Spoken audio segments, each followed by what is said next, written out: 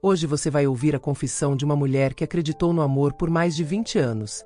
Até que um simples perfume revelou uma verdade capaz de destruir qualquer coração. Esta é a história de Helena, uma esposa que descobriu que o marido chegava tarde demais, porque chegava de outro lugar e de outra mulher. Um casamento inteiro desmoronou em silêncio, até que tudo o que restou foi coragem. Antes de começarmos, se histórias de relacionamentos, segredos e traições ressoam com você, inscreva-se no canal Confissões de um Casamento. E me conte nos comentários, você já viveu algo que só percebeu tarde demais? Sua voz importa. Sua história também. Eu sempre odiei relógios digitais. O jeito como os números mudam de um segundo para o outro, secos, sem sentimento, sempre me deu a sensação de que a vida escorria sem que eu pudesse segurar nada. Naquela noite, porém, eu não conseguia tirar os olhos do 23h57 piscando no painel da televisão desligada. Marcos ainda não tinha chegado. Eu já tinha lavado a louça do jantar 2 vezes. Na verdade, eu lavei, enxuguei, guardei, depois abri o armário e tirei tudo de novo, só para ter o que fazer com as mãos. A casa estava silenciosa, só o barulho distante de um carro ou outro passando na rua. Nosso filho já tinha saído de casa fazia tempo. O apartamento, que antes parecia pequeno para nós 3, agora me engolia em um vazio que eu tentava preencher com rotina. Olhei para o celular pela 1000ª vez. Nenhuma mensagem. Abri a conversa com ele. As mensagens de cima eram de anos atrás, com emojis, piadas internas, planos de viagem. Mais para baixo, as mais recentes. Vai demorar. Tá tudo bem? Já comeu? Mensagens minhas. Curtas respostas dele. Tô resolvendo coisa do trabalho. Depois te explico. Não enche, Helena. As 3 últimas nem tinham resposta. Suspirei fundo e tentei me convencer de que era só mais uma noite. Que ele realmente estava atolado de trabalho. Que talvez tivesse bexiga fraca e estivesse indo ao banheiro a cada 10 minutos. A gente se acostuma a inventar desculpas bonitas para quem a gente ama. É mais fácil tapar o sol com a mão do que encarar que ele queimou a casa inteira. Levantei do sofá, fui até o espelho da sala e encarei meu rosto. 48 anos. Algumas rugas, umas marcas de expressão. Cabelo preso de qualquer jeito, camiseta simples, calça de moletom. É claro que ele está cansado, pensei, como se pudesse ouvir a voz da minha sogra dentro da minha cabeça. Homem trabalha. Helena, você precisa ser compreensiva. Compreensiva. Essa palavra sempre vinha embutida de um pedido silencioso. Aceita o que te derem. Estava quase indo dormir quando ouvi o som da chave girando na fechadura. Meu coração deu um salto idiota, como se eu ainda fosse a mulher de 26 anos que esperava o namorado chegar para buscá-la no portão da casa da mãe. Era quase 00:30. A porta se abriu devagar. Marcos entrou sem olhar direito para mim. Estava com a camisa social meio aberta no pescoço, a gravata enfiada no bolso, o cabelo bagunçado. Ele parecia cansado, é verdade. Mas não era um cansaço que eu reconhecia. Tinha algo solto demais nele. Você ainda acordada? Ele perguntou, largando a pasta no sofá. Foram as primeiras palavras em horas. Tava esperando você, respondi, tentando manter a voz neutra. Ele balançou a cabeça, como se aquilo fosse uma bobagem. Já falei que não precisa. Passou a mão pelo rosto. Tive um dia cheio. Ele deu uns passos em direção ao corredor e foi exatamente aí que aconteceu. O cheiro veio na minha direção como se tivesse vida própria. Um perfume doce, fresco, moderno. Não era o meu, não era nenhum que eu já tivesse usado. E certamente não era o cheiro de desodorante masculino, nem de cigarro, nem de escritório. Era perfume de mulher. Jovem. Segura. Daquelas que passam e deixam rastro. Um arrepio gelado desceu pelas minhas costas. Eu poderia ter fingido que não notei. Poderia ter engolido seco, desviado o rosto, aberto a janela e deixado o cheiro ir embora, junto com a minha dignidade. Mas alguma coisa dentro de mim, algo que vinha sendo esmagado há meses, levantou a voz.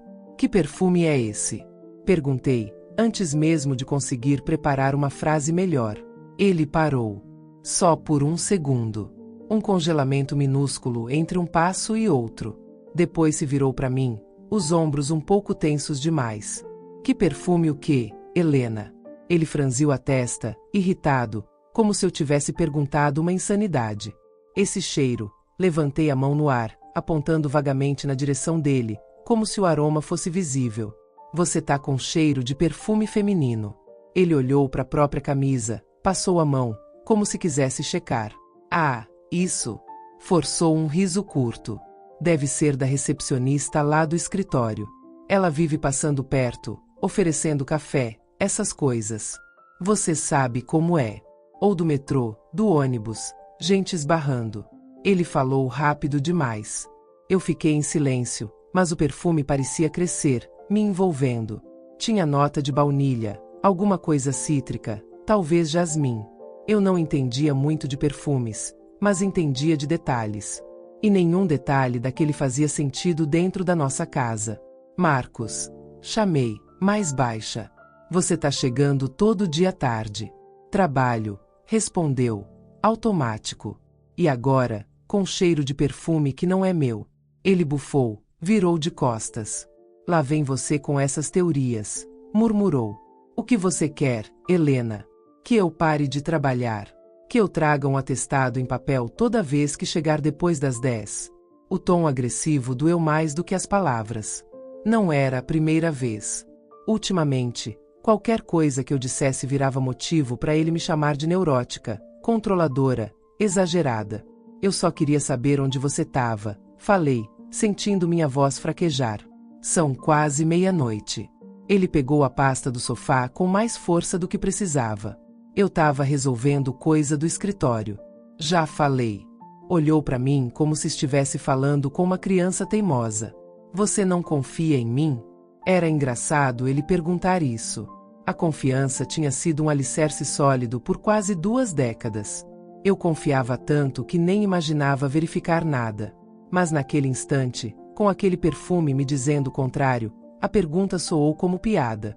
Eu confiava, respondi, mais para mim do que para ele. Marcos revirou os olhos. Ótimo.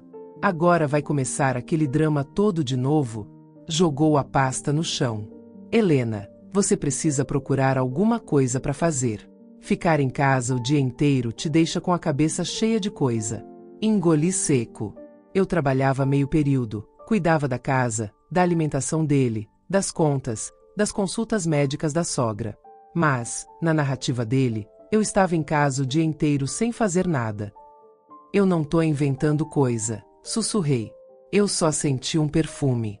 Ele deu uma risada curta. Incrível como a sua vida gira em torno do meu cheiro agora. Virou as costas e começou a andar em direção ao quarto. Eu fiquei parada no meio da sala, com as mãos frias, ouvindo o som pesado dos passos dele pelo corredor. 1, 2, 3. Cada passo parecia afastá-lo mais de mim. Por um momento, considerei ir atrás, insistir, tentar arrancar alguma verdade. Que verdade? Eu ainda não sabia. Talvez eu quisesse só ouvir uma frase que me acalmasse, mesmo que fosse mentira. A gente aprende a se alimentar de migalha emocional sem perceber. Mas eu não consegui me mexer. Em vez disso, fui até o casaco que ele tinha jogado sobre o encosto do sofá. Peguei com cuidado, como se fosse uma prova de crime, e aproximei do rosto. O perfume estava ali, impregnado no tecido, forte, nítido. Fechei os olhos por um instante. Não era cheiro de abraço rápido, de esbarrão no transporte público. Era cheiro de alguém que esteve perto. Muito perto. Voltei a pendurar o casaco, com as mãos tremendo. Da porta do corredor, Marcos gritou. Apaga a luz quando vier pro quarto. Amanhã eu acordo cedo. Como se nada tivesse acontecido. Fiquei ali mais alguns segundos, ouvindo o barulho da gaveta de roupas dele abrindo, o tilintar da fivela do cinto, o ranger da cama quando ele sentou. Um casal no andar de cima discutia alguma coisa. Uma sirene soou distante, um cachorro latiu na rua. A vida continuava. Só dentro de mim é que alguma coisa tinha parado. Eu sempre achei que traição começasse com flagrante, uma foto, uma mensagem. Para mim, começou com um perfume. Invisível, mas impossível de ignorar. Apaguei a luz da sala, como ele pediu, e caminhei até o quarto no escuro, guiada pelo brilho fraco do abajur aceso. A cada passo, o cheiro doce e estranho ainda parecia me seguir. Naquela noite, eu deitei ao lado do meu marido pela primeira vez com uma certeza silenciosa dentro do peito. Havia outra mulher entre nós. Eu só ainda não sabia quem ela era. Eu acordei antes do despertador, algo raro para mim. Costumava dormir profundamente, mas naquela madrugada meu sono tinha sido um campo minado de pensamentos. Marcos roncava ao meu lado, ou fingia, como ele fazia quando não queria conversar, e eu fiquei olhando para o teto, tentando entender quando foi que meu casamento começou a escorrer pelos dedos sem que eu percebesse. Levantei devagar, para não fazer barulho. A cozinha estava fria, ainda escura, com aquele silêncio de casas que guardam segredos. Coloquei água para ferver e fiquei parada diante da chaleira, abraçando meu próprio corpo. Era estranho estar na minha casa e, ao mesmo tempo, sentir que não pertencia mais ali.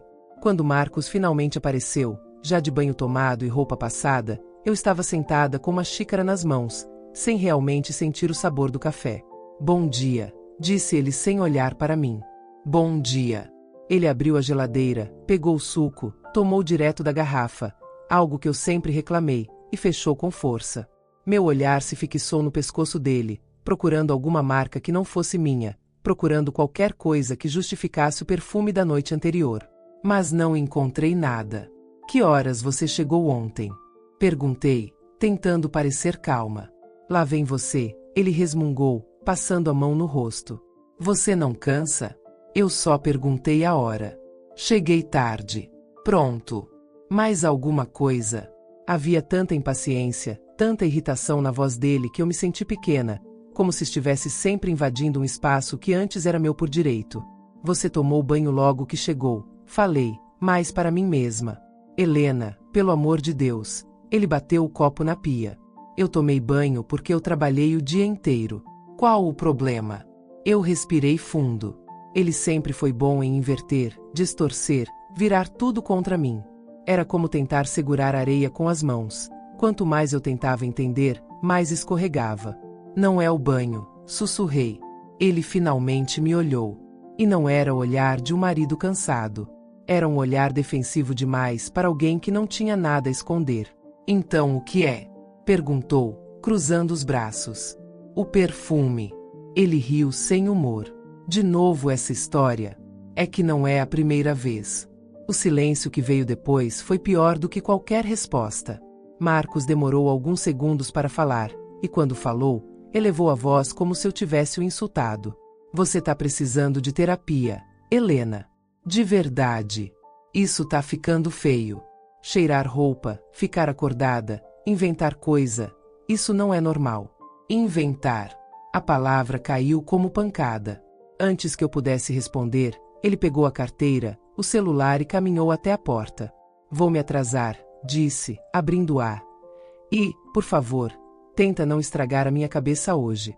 Eu já tenho problema demais." E saiu. A porta bateu. O silêncio caiu como um peso sobre a cozinha. Eu fiquei ali sentada, sem saber se chorava, se gritava, se jogava xícara na parede. Inventar. Quando alguém te trai, é sempre mais fácil te fazer parecer louca do que admitir a própria culpa. Era uma estratégia velha como o mundo. E eu, cansada, vulnerável, queria acreditar que talvez fosse verdade. Que talvez eu estivesse exagerando. Mas tudo mudava quando eu lembrava do perfume.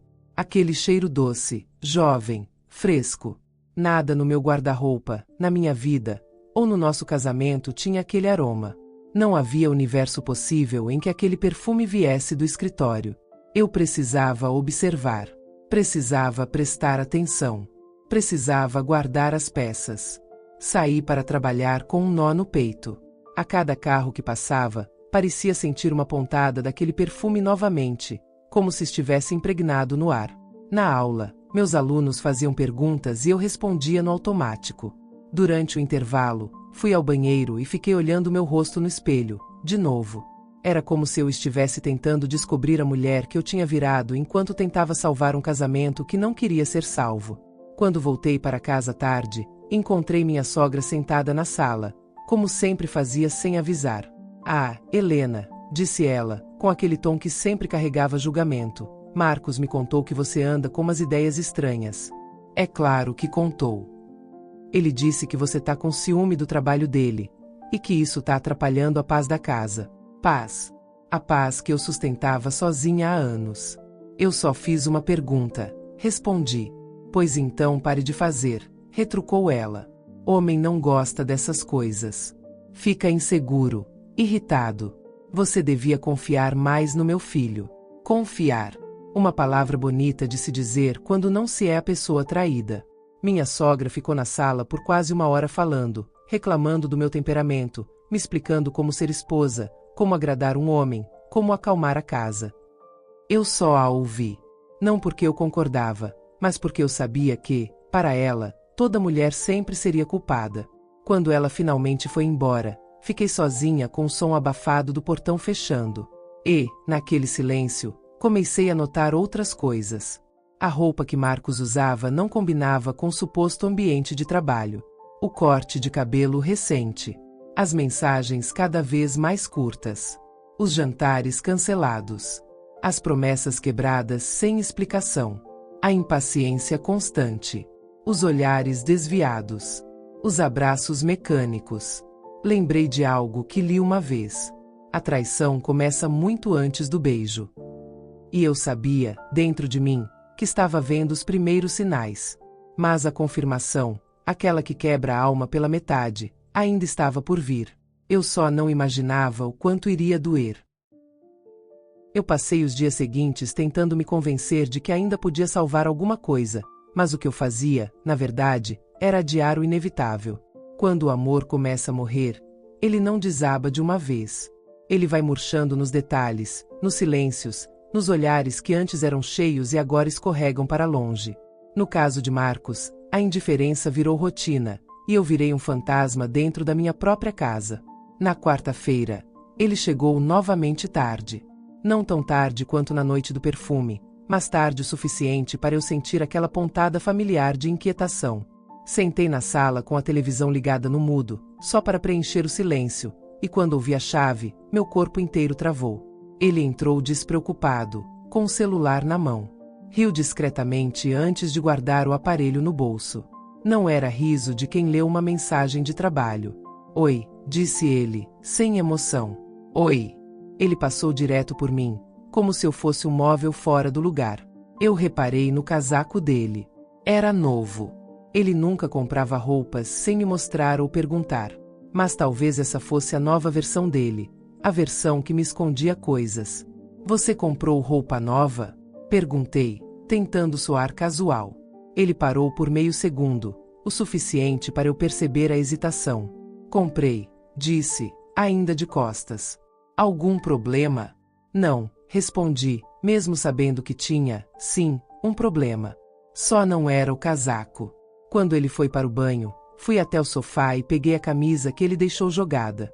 Levei até o rosto. Dessa vez, o perfume era mais leve, quase imperceptível, mas ainda estava ali. Era a mesma nota doce, fresca, jovem. Uma assinatura invisível. Eu fechei os olhos. Tem outra mulher. Essa frase ecoou dentro de mim pela primeira vez sem resistência. Na manhã seguinte, uma situação pequena, quase boba, virou uma rachadura enorme. Eu estava preparando o café quando ele entrou na cozinha. Estava apressado, mas não era pressa de quem tem compromisso. Era pressa de quem quer sair de perto de mim. Marcos, você vai voltar cedo hoje? Perguntei. Ele abriu a geladeira, pegou uma água, tomou um gole e respondeu. Não sei. Por quê? Queria fazer jantar. Ele soltou uma risadinha. Helena, você sabe que eu não posso prometer. Tudo bem, respondi, embora não estivesse. Ele se aproximou da porta para sair, mas o celular tocou. Ele atendeu tão rápido que parecia esperar a ligação. Não olhou para mim ao falar, mas o tom da voz era outro. Mais suave. Mais vivo. Ei, ele disse, baixinho. Não, ela tá aqui. Aquela frase me atravessou como faca. Ela tá aqui. Não, minha esposa está aqui. Não posso falar depois. Apenas ela. Eu senti meu rosto esquentar, mas fiquei imóvel. Fingindo arrumar algo no balcão, tentei escutar. Eu disse que dava um jeito. Ele continuou, baixando ainda mais a voz. Eu sei. Também. Ele também sentia o quê? Quando percebeu que eu me aproximei, ele desligou quase instantaneamente. Quem era? Perguntei, com a voz mais firme do que eu esperava. Ele pegou as chaves e disse: Trabalho. Sempre trabalho. Você devia parar de ser tão desconfiada. E saiu batendo a porta. Eu encostei as mãos na pia e senti minhas pernas tremerem. Quando a porta bateu, eu não chorei. O que veio não foi tristeza, foi fúria. Fúria por ele mentir. Fúria por me tratar como idiota. Fúria por eu mesma achar que talvez estivesse exagerando. Mas eu não estava. O perfume. As mensagens. A risada na ligação. As roupas novas. A frieza. Ele nunca estivera tão transparente. A única coisa que me mantinha presa era a esperança boba de que ele, um dia, ainda fosse o homem que prometeu me amar. À tarde, decidi arrumar o quarto. Talvez para ocupar a mente. Talvez para procurar respostas. Na gaveta do criado mudo dele, encontrei algo que não deveria estar ali, uma embalagem de preservativo. Não usamos isso há muitos anos. Meu coração parou. Peguei a embalagem como quem segura uma prova viva de um crime. Era nova. Fechada. Comprada recentemente. A cabeça girou.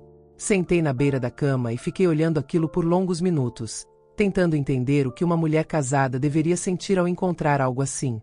Raiva. Tristeza. Revolta. Nojo. Todas essas coisas surgiram misturadas, densas, devastadoras. Coloquei a embalagem exatamente no mesmo lugar onde estava. Fechei a gaveta. Eu não queria confronto. Não ainda. Eu queria certeza. Eu precisava ver o que ele tentava esconder tanto. Mais tarde, quando fui recolher as roupas do cesto para lavar, algo pequeno caiu no chão. Um guardanapo de bar. Com um telefone anotado. E um nome escrito com caneta azul. Luana. Eu senti meu corpo gelar inteiro. O nome parecia jovem. O perfume também. E naquele instante, mais forte do que o perfume, mais forte do que a mentira, mais forte do que o silêncio, veio a certeza absoluta. Marcos não estava só me traindo. Ele estava construindo outra vida enquanto destruía a minha. E eu ainda não fazia ideia de até onde isso ia. Eu fiquei encarando o nome Luana escrito naquele guardanapo por tanto tempo que as letras começaram a perder forma, como se o papel estivesse tentando me proteger de enxergar o óbvio. Mas não havia mais volta. O nome tinha dona. O perfume tinha dona. A risada na ligação tinha dona. E, pela primeira vez, eu não podia mais me contar histórias bonitas para justificar a feiura da verdade. Guardei o guardanapo dentro do livro que ficava na mesa de cabeceira, um lugar onde Marcos nunca mexia, e respirei fundo. Eu ainda não estava pronta para confrontá-lo. Confronto sem provas vira loucura na boca do culpado. Eu precisava de algo concreto. Algo que não pudesse ser apagado com meia dúzia de palavras ríspidas. A partir daquele dia, passei a observar. Não com ciúme, não com desespero, mas com uma frieza que me assustou. Naquela noite, Marcos chegou antes das 10. Um milagre. Ele entrou em casa com o rosto iluminado pelo brilho do celular, rindo de alguma coisa que, obviamente, não tinha nada a ver comigo. Boa noite, disse, sem desviar os olhos da tela. Boa noite, respondi. Quando ele passou pela sala, o perfume veio junto. Não tão forte quanto na primeira vez, mas vivo bastante para me dar enjoo. Ele foi direto para o banho, como sempre. Não quer que eu sinta o cheiro dela, pensei. Sentei no sofá, tentando controlar a respiração. A água do chuveiro batia forte, abafando qualquer ruído. Esperei. Alguns minutos depois, o celular dele vibrou no quarto. 2 vezes. Eu me levantei devagar, como se estivesse carregando nos ombros o peso de todas as mulheres que já duvidaram de si mesmas por causa de um homem. O aparelho estava em cima da cômoda, com a tela virada para cima, coisa que ele nunca fazia. A tela acendeu. Eu vi. Luana. 2 novas mensagens. Meu estômago se revirou. Não abri. Não toquei. Não precisava. As confirmações estavam caindo no meu colo sem que eu movesse um dedo. Marcos terminou o banho, e eu voltei imediatamente para a sala. Ele veio até mim com o celular na mão, como se precisasse tê-lo preso ao corpo. Tá tudo bem? Perguntei. Por que não estaria? Respondeu seco. Ele se jogou no sofá, abriu um vídeo qualquer e ficou ali, fingindo distração. A cabeça dele estava longe. Longe de mim. Longe daquela casa. Longe da vida que construímos juntos. E, ainda assim, o perfume dela estava ali. 2 dias depois, uma cena pequena, quase invisível, arrancou mais uma camada da mentira. Eu estava organizando a gaveta do escritório quando ouvi Marcos no telefone, não no tom cuidadoso de sempre, mas nervoso. Irritado. Pressionado. Já falei que não posso agora, disse ele, quase sussurrando. Parei. Fiquei atrás da parede, no corredor. Eu disse que ela tá aqui. O que você quer que eu faça? Ele continuou, com a voz abafada. Meu coração acelerou. Luana, pelo amor de Deus. Ele fez uma pausa curta.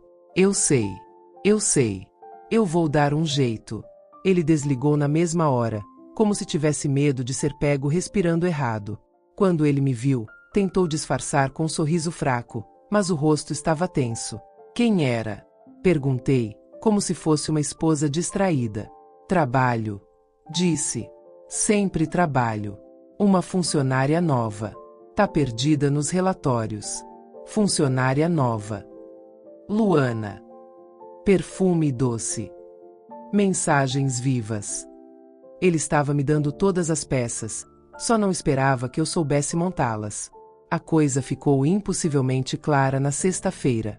Ele tomou banho rápido demais. Não fazia isso há anos. No início do casamento, sim, mas depois, nunca. Saiu do banheiro arrumando o cabelo, passando desodorante com cuidado, escolhendo camisa 2 vezes. Parecia um adolescente indo encontrar a primeira paixão. Você vai aonde? Perguntei, tentando manter a voz firme. Uma confraternização, respondeu sem olhar para mim. Coisa da empresa. Posso ir com você? Ele parou. Travou. O silêncio durou 3 segundos longos. É só para funcionários, disse, ríspido. Mas eu sou sua esposa. Ele bufou. Helena, não começa. Ele colocou o sapato, guardou o celular no bolso da camisa, sempre no bolso, nunca longe do corpo, e disse: Não me espere acordada. Não me espere acordada. Como se eu fosse um peso. Como se eu fosse um incômodo. Como se eu estivesse atrapalhando outra vida. Assim que ele saiu, a casa pareceu murchar. Os móveis ficaram mudos, as paredes frias. A noite estava quente, mas eu tremia. Fui para a cozinha e abri a janela. A rua estava vazia, só um barulho distante da avenida. Peguei meu celular e fui até a gaveta onde eu tinha guardado o guardanapo. Coloquei tudo sobre a mesa, o papel do bar com o nome dela, a embalagem de preservativo, os recibos que fui juntando. Um mosaico da dor que ele fingia que eu não sentia. Sentei-me. Respirei fundo. E pela primeira vez, não chorei. Eu estava cansada demais para chorar. Mas algo dentro de mim começou a se mover, uma mistura de coragem e desespero, e nesse instante eu fiz algo que nunca tinha feito antes. Abri o laptop, entrei nas minhas redes sociais e escrevi o nome. Luana. A lista de resultados apareceu. E quando eu cliquei na terceira foto, quando eu vi o rosto dela, quando eu reconheci aquele perfume transformado em pessoa, percebi que a verdade era muito, muito pior do que eu imaginava. E que Marcos não estava apenas me traindo. Ele estava traindo comigo alguém que já fez parte da nossa história. E essa revelação seria a ferida mais profunda. Eu fiquei olhando para aquela foto como se meus olhos estivessem grudados na tela. O rosto dela era familiar demais, próximo demais, íntimo demais da minha vida para que aquilo fosse apenas uma coincidência cruel do destino. Luana. A mesma Luana que já tinha sentado na mesa da minha casa. A mesma que já tinha me chamado de tia quando era adolescente. A mesma amiga da minha enteada, filha do primeiro casamento de Marcos, que ele sempre disse considerar como uma filha. A mesma que, anos atrás, ele jurou que via como uma criança. Uma criança que agora usava batom vermelho, roupas apertadas, e fazia poses de mulher feita nas redes sociais. Eu senti o mundo rodar. A cadeira quase caiu para trás quando empurrei para me levantar. O ar sumiu dos meus pulmões. Era ela. Sempre tinha sido ela. Há muito mais tempo do que eu imaginava. A Luana que cresceu ouvindo Marcos chamá-la de princesa. A Luana que, aos 15 anos, dizia que quando crescesse queria casar com um homem igual ao Marcos. A Luana que ficava vermelha quando ele elogiava a inteligência dela. A Luana que, quando completou 18 anos, ele presenteou com um perfume caro, de pai para filha. Ele disse na época. Agora eu sabia de onde vinha o cheiro. Uma náusea profunda subiu pela minha garganta. Eu me sentei novamente, segurando a borda da mesa para não desmaiar. Meu marido estava me traindo com a amiga da minha enteada. Com uma menina que cresceu tendo ele como referência masculina. Com alguém que eu vi crescer. A traição ganhou um gosto ainda mais amargo, sujo, devastador. Eu fiquei paralisada por longos minutos. Tentava montar na cabeça uma linha temporal. Quando começou? Quando passou do carinho ao interesse? Quando cruzou a linha? Quando a inocência virou desejo? Quando ele decidiu trocar a esposa por uma fantasia adolescente tardia? E mais. Desde quando a família sabia? Será que sabiam? A taquicardia tomou conta do meu corpo. Andei de um lado ao outro da cozinha como um animal enjaulado. Meu cérebro gritava, tentava entender, tentava voltar para algum lugar seguro, mas não havia mais. Eu precisava confirmar. Precisava ver com meus próprios olhos. Voltei ao celular dela. Abri mais fotos. Em algumas, ela estava dentro de um carro, e o reflexo do painel era familiar demais. Em outras, ela segurava uma rosa vermelha. Marcos adorava comprar rosas, mas nunca para mim. Em uma foto, ela usava uma camisa masculina larga demais, com um perfume borrifado que eu quase podia sentir através da tela. O perfume. Sempre o perfume dela. E a prova final veio quando abri os stories salvos. Há 2 meses, ela postou um vídeo curto, um brinde com 2 taças de vinho. A mão que tocava dela. Eu conhecia cada detalhe daquela mão. Cada veia, cada dobra, cada movimento. Marcos. Meu estômago revirou. Eu apoiei a cabeça na mesa e senti a pele queimar. 2 meses. 3. 6. 1 ano. Ela tinha 23 agora. Quantos anos ele tinha quando começou a olhar diferente para ela? Eu tremi. Naquela noite, quando Marcos voltou, eu já tinha passado por todos os estágios. Choque, negação, dor profunda, raiva silenciosa e uma clareza fria que eu nunca tinha sentido antes. Ele entrou, claramente alcoolizado, sorrindo sem saber por quê. Cheguei, disse, jogando a chave em cima da mesa. Eu fiquei parada no meio da sala, observando. Ele nem percebeu. Marcos, chamei, com a voz calma demais para ser real. Ele olhou para mim, ainda com um sorriso torto. Que foi? Como foi a confraternização? Ele piscou, provavelmente tentando lembrar da mentira que tinha contado. Cansativa, respondeu. O pessoal do trabalho é meio chato. Eu dei um passo para frente. E a Luana? Perguntei, suave. O sorriso morreu. O corpo dele congelou. Os ombros travaram. O quê? Eu repeti, cada palavra como uma facada lenta. E a Luana? Ele desviou os olhos. O vermelhão subiu pelo pescoço, exatamente como acontecia quando ele era pego mentindo para os colegas anos atrás. O mundo inteiro coube no silêncio que se seguiu. Você está louca, disse, mas a voz falhou. Não tenho nada com essa menina. Você recebeu mensagem dela às 11 da noite. Respondi. E eu vi. Ele respirou fundo, tentando recuperar o controle. Helena, você está surtando. Luana é amiga da minha filha. Sempre foi. Isso é coisa da sua cabeça. Então por que estava usando o mesmo perfume que eu vi na foto dela? Perguntei, dando mais um passo. Ele recuou meio passo. Quase imperceptível. Mas recuou. Perfume. Ele tentou rir. Helena, pelo amor de Deus. Marcos. Interrompi. Eu sei. A palavra sei cortou o ar. Ele ficou mudo. E naquele silêncio, eu vi tudo. A culpa. A vergonha. O medo de perder o controle. E a certeza absoluta de que eu não era mais a mulher da vida dele. Apenas o obstáculo final entre ele e a fantasia adolescente que ele tinha transformado em amante. Ele abriu a boca para falar algo. Talvez mais uma mentira. Talvez uma desculpa barata. Mas eu ergui a mão. Não precisa. Sussurrei. Só. Não precisa. Ele me olhou como quem olha um espelho quebrado. E, pela primeira vez desde o início de tudo, eu vi medo nos olhos dele. Não medo de mim, mas medo do que eu sabia. E eu ainda não tinha mostrado metade. Porque a revelação mais devastadora ainda estava por vir. A que ele jamais imaginaria que eu descobriria. Eu nunca imaginei que a dor pudesse ter camadas. Mas naquela noite eu entendi que existe sempre um nível mais profundo, um corte mais fundo, um silêncio mais cruel do que o anterior. E Marcos, sem perceber, estava me empurrando para dentro de um abismo que ele mesmo cavou com as próprias mãos. Depois do confronto sobre Luana, o clima da casa virou uma guerra muda. Ele me evitava como quem evita um espelho.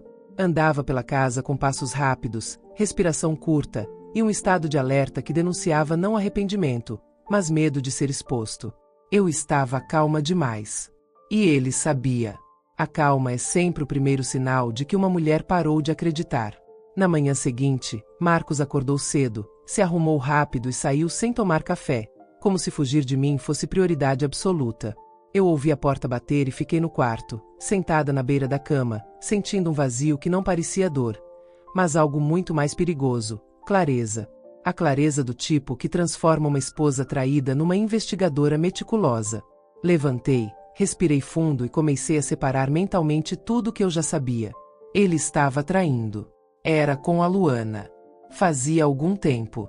Ele estava nervoso demais para ser inocente. Ele estava se preparando para algo. Era esse último item que me incomodava mais. A preparação. A maneira como ele estava acumulando roupas novas, justificativas prontas, mudanças de rotina, distanciamento emocional. Era o comportamento típico de alguém que estava planejando uma vida nova, uma vida onde eu não existia. Mas havia algo que eu ainda não sabia. Algo que ele temia que eu descobrisse. E esse medo dele era uma pista. Passei a manhã mexendo em armários, gavetas, documentos.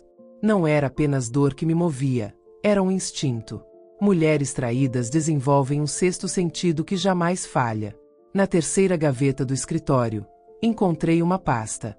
Era uma pasta simples, azul clara, com páginas dobradas dentro. Quando abri, esperava encontrar recibos, papéis da empresa, notas fiscais. Mas o que encontrei foi pior. Muito pior. Petições. Documentos jurídicos. E uma minuta de separação. Meu nome estava lá. O dele também. A data. 2 meses atrás. Muito antes de eu sentir o perfume. Muito antes de eu perceber qualquer coisa. Ele já planejava se separar de mim. Fechei os olhos por um instante, sentindo um gosto metálico na boca. Quando abri novamente, continuei lendo, minhas mãos tremiam. A minuta dizia que ele ficaria com o apartamento. Eu ficaria com apoio mínimo por 6 meses. Nenhuma menção ao meu trabalho parcial. Nenhuma menção ao tempo que dediquei à casa. Nenhuma menção ao cuidado com a mãe dele. Nenhuma menção aos anos que eu passei segurando as pontas enquanto ele construía a carreira. E então, a frase final. Partes declaram que não possuem bens em comum adquiridos durante a união. Meu coração gelou. Aquilo era mentira. Fria. Calculada. O apartamento foi comprado depois do casamento. O carro também. As economias que tínhamos eram fruto de anos de trabalho conjunto. Marcos queria me deixar com nada. Nada. O cheiro do perfume era traição. Esses documentos eram crueldade. Traição dói. Crueldade mata. Senti a garganta fechar. Tive que sentar no chão, encostada na parede do escritório, com as folhas abertas sobre minhas pernas. As lágrimas vieram, não de tristeza, mas de indignação. Enquanto eu sofria, tentando salvar o casamento, ele planejava me descartar como quem joga fora uma roupa velha. E então, no final da pasta, encontrei o golpe final. Um extrato bancário de uma conta no nome dele. Uma conta que eu não sabia que existia. Com depósitos regulares. E uma transferência recente, para o nome dela, Luana M. Alencar. Eu não ouvi mais nada, nem o relógio, nem o barulho da rua, nem meu próprio coração batendo. Ele estava me traindo, me substituindo, me enganando financeiramente, preparando minha expulsão e sustentando outra mulher com o que deveria ser nosso dinheiro. Eu me levantei, ainda tonta, e fui até o quarto. Abri meu guarda-roupa e peguei uma caixa onde guardava lembranças, fotos, cartas, bilhetes. Uma vida inteira que eu achava que tinha significado para nós dois. Abri uma foto de nós dois na praia, no começo do casamento. Ele sorria com sinceridade. Eu segurava sua mão como quem segura um futuro. Fechei a foto. Soltei uma risada amarga. Sem humor. Sem vida. Então, algo dentro de mim mudou. Não era raiva. Não era tristeza. Era algo muito mais profundo, muito mais firme. Decisão. A partir daquele instante, eu deixei de ser uma mulher enganada. Passei a ser uma mulher que enxergou a verdade.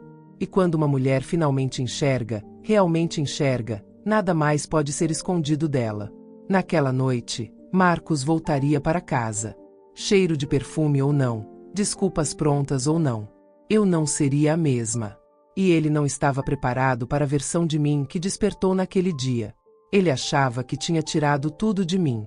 Mas ele ainda não fazia ideia do que eu estava prestes a tirar dele. Eu passei o resto daquele dia como quem caminha cuidadosamente por um campo minado. Cada pensamento era uma explosão possível. A pasta azul clara ficou aberta sobre a mesa, como um cadáver exposto, e eu circulava pela casa tentando entender em que momento da nossa vida ele começou a cavar a minha cova emocional enquanto dormia ao meu lado. O silêncio da casa parecia mais pesado, como se as paredes soubessem o que estava por vir. E eu sabia. Aquela noite seria o confronto final. Não um diálogo. Não uma discussão. Mas um acerto de contas. Comigo, com ele, com tudo que ele tentou esconder. Meu corpo tremia, mas minha mente estava mais lúcida do que nunca. Às 19 horas, a chave girou na porta. Eu estava sentada no sofá, a pasta azul ao meu lado, as evidências cuidadosamente organizadas sobre a mesa. A embalagem de preservativo, o guardanapo com o nome dela, os recibos, as impressões dos extratos. Parecia a mesa de um detetive concluindo um caso. Marcos entrou falando ao celular, rindo, com pressa de esconder o aparelho quando me viu. Eu te ligo depois, murmurou, desligando rápido demais. Ele olhou para mim. Eu olhei de volta. Foi a primeira vez, em semanas, que ele pareceu desconfortável ao me encarar. Que foi? Perguntou, forçando uma naturalidade que não colava mais em mim. Senta, respondi, apontando para o sofá à minha frente. Ele arqueou a sobrancelha, irritado. Helena, eu não tô com paciência. Senta, repeti, firme, sem elevar a voz, sem tremer. Ele sentiu. Ele percebeu. E, pela primeira vez, obedeceu. Sentou-se devagar, como quem se aproxima de um animal prestes a atacar. Eu coloquei a pasta azul sobre o colo. Respirei fundo. Quando você ia me contar? Perguntei. Ele franziu a testa. Contar o quê? Que você ia me deixar sem nada, respondi, abrindo a pasta. E que já tinha assinado o início do processo sem me avisar. A cor sumiu do rosto dele. Ele abriu a boca, mas eu ergui a mão. Não fala, ordenei. Você teve meses para falar. Agora é minha vez. As mãos dele tremiam quase imperceptivelmente. Ele finalmente entendeu. Eu sabia tudo. Puxei o primeiro documento. Você disse ao advogado que não temos bens em comum. Mentira. Joguei o papel em cima dele. Disse que eu vivia de favor. Mentira. Outro documento. Disse que eu não contribuí com nada nesses 22 anos. Marcos engoliu seco. Helena, deixa eu explicar. Você vai ouvir, cortei, a voz fria como gelo. Só isso.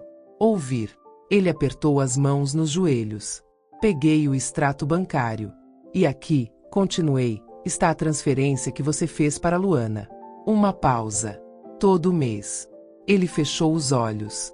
A vergonha dele não me trouxe alívio. Não apagou nada. Mas provou tudo. Peguei o guardanapo dobrado. E aqui, coloquei no joelho dele, o nome dela. Guardado com carinho. Como você nunca guardou nada meu. O rosto dele corou, depois empalideceu. Ele parecia enjoado. Helena, você tá invadindo minha privacidade. Isso é ridículo. Ridículo é trair sua esposa com uma menina que cresceu dentro da nossa casa. Respondi, lenta e letal. Ridículo é esconder dinheiro para montarem outra vida juntos. Ridículo é me chamar de louca enquanto planejava me descartar como lixo. Marcos passou a mão no rosto, arfando. Não é o que você pensa, disse, a voz falhando. Eu sorri. Um sorriso frio, quase irônico. Então explica. Porque tudo que eu vejo aqui diz exatamente o que eu penso. Ele ficou em silêncio. E ali, naquele silêncio, estava a confissão completa. Você não ia descobrir agora, murmurou, finalmente. A frase caiu como uma bomba. Agora. Repeti, meu corpo inteiro latejando. Então você ia me deixar depois? Quando? Ele desviou o olhar. Depois do aniversário da Luana. Disse baixo. A gente ia viajar. E, aí eu resolvia tudo. Eu fechei os olhos. 1, 2, 3 vezes. Marcos estava planejando me largar oficialmente enquanto planejava viajar com ela. E você ia me contar antes ou depois de me tirar da casa que eu ajudei a construir? Perguntei. Ele engoliu seco. Helena, não fala assim. A gente se afastou. As coisas mudaram. Você sabe disso. Eu ri. Um riso quebrado, porém lúcido. Não, Marcos. Não fomos nós que mudamos. Foi você. Dei um passo à frente. Você mudou quando começou a olhar para ela não como uma filha, mas como mulher. Outro passo. Você mudou quando começou a tomar banho antes de me beijar, para esconder cheiro de outro corpo. Outro passo, tão perto que ele recuou. Você mudou quando decidiu que eu era descartável. Ele desviou o rosto, com vergonha ou covardia. Era difícil distinguir.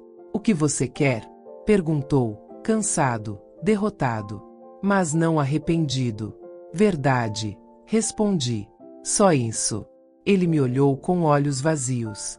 E então, pela primeira vez desde que tudo começou, disse: eu amo ela. As palavras bateram em mim como um soco no estômago. O mundo sumiu por alguns segundos. Mas eu continuei de pé.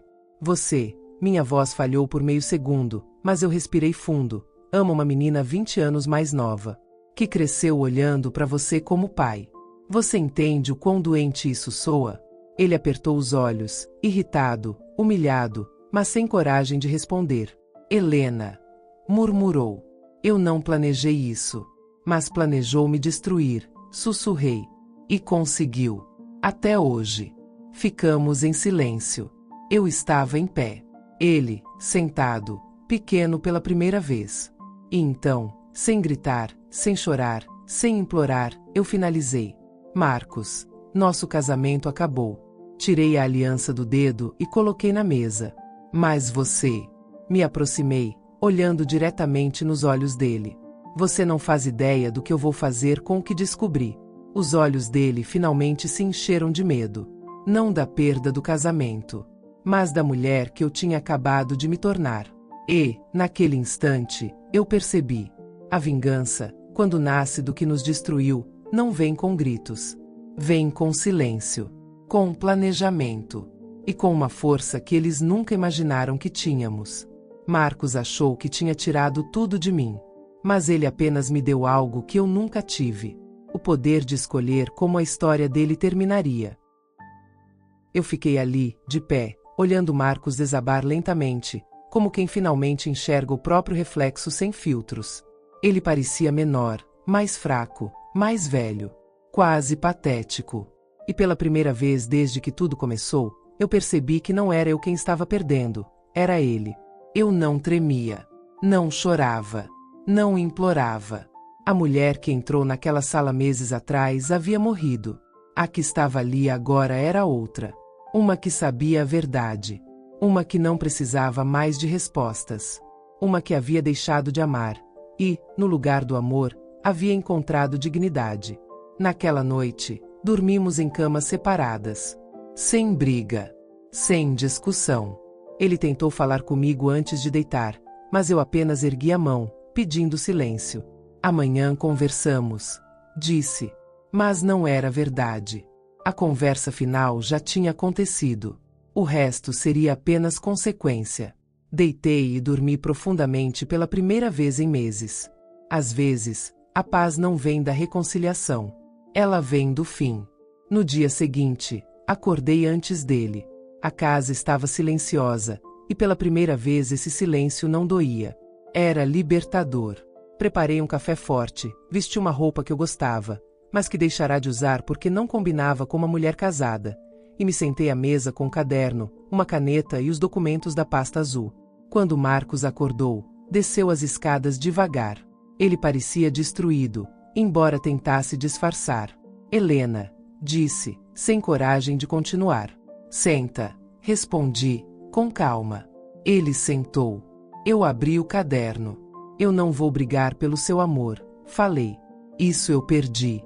Mas pelo que é meu, eu vou até o fim. Ele abaixou a cabeça.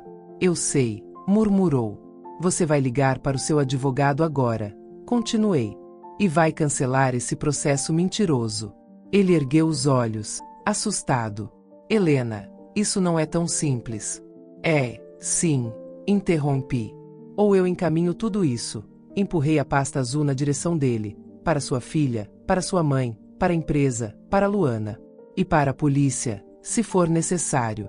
A cor sumiu do rosto dele. Ele sabia. Eu não estava blefando.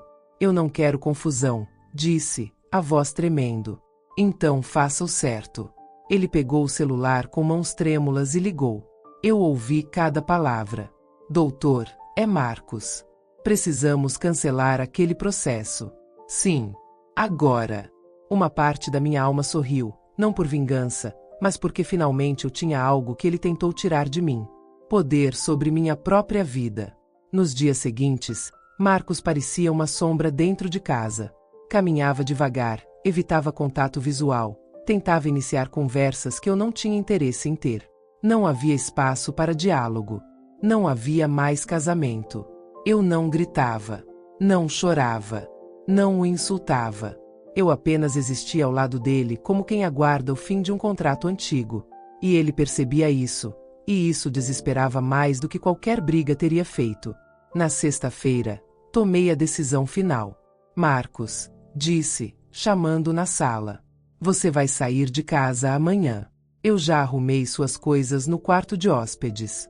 Ele empalideceu. Helena, eu posso ficar até organizar. Não, respondi, firme. Você organizou a minha saída durante meses. Agora é a sua vez de ir embora. Ele tentou argumentar, mas não havia espaço. E quanto a Luana? Murmurou, quase envergonhado. Eu sorri suave, quase com pena. A vida com ela é sua. Ou o resto da destruição que sobrar dela é problema seu. Eu não faço mais parte disso. Ele engoliu seco. Helena, eu nunca quis te machucar. Eu o encarei profundamente. Mas machucou. E machucou com intenção. Fiz uma pausa. E agora, vai viver com a escolha que fez. Ele virou o rosto, como se a luz o ferisse. Quando ele saiu pela porta na manhã seguinte, carregando uma mala pequena, eu fiquei ali parada, observando-o caminhar pelo corredor do prédio. Ele parecia um homem que não sabia para onde ir. E eu percebi, com uma clareza devastadora, que aquele era o verdadeiro fim. Não o fim do casamento. Esse já tinha acontecido meses antes. Mas o fim da Helena que existia pelo olhar dele.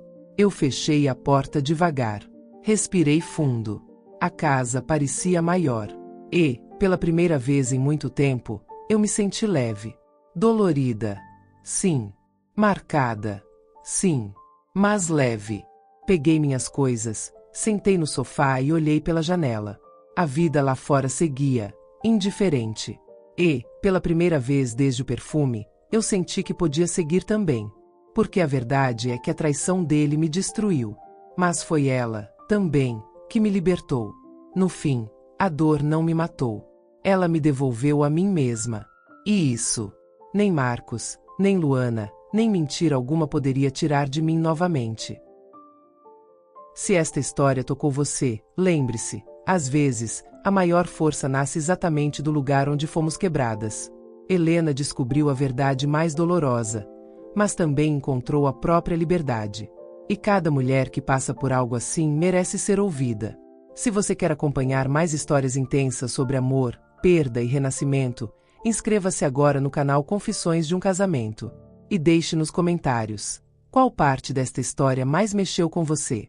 Eu leio cada palavra com carinho.